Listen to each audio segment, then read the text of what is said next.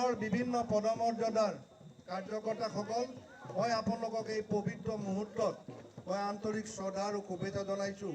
লগতে অহা কালিৰ পৰা যিটো দুৰ্গা পূজা, সেইবাবে দুৰ্গা পূজা উপলক্ষেও আন্তৰিক শুভেচ্ছা জনাইছোঁ।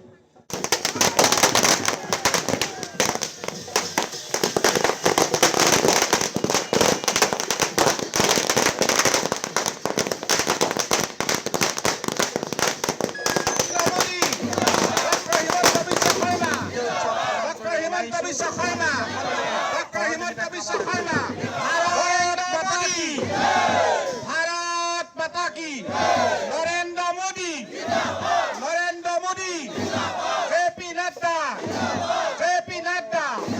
नरेंद्र मोदी डॉक्टर हिमंत बिश्व शर्मा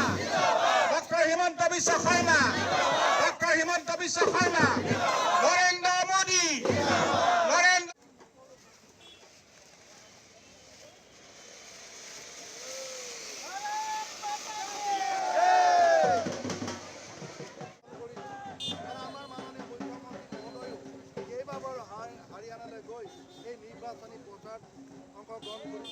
হয়, সঁচাকৈ ভাল লাগিছে।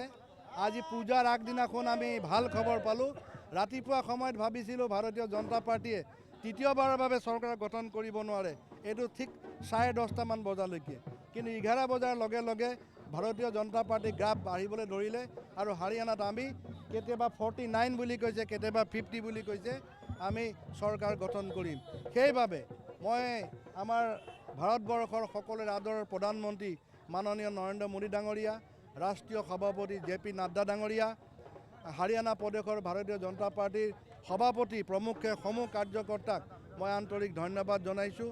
আৰু এইখিনিতে আপোনালোকক কওঁ, হাৰিয়ানাটো আমাৰ সাংগঠনিক মহামন্ত্ৰী হিচাপে আমাৰে কাৰ্যকৰ্তা ফণীন্দ্ৰ নাথ শৰ্মা আছিল, তেখেতে তাত কাম কৰি আছিল।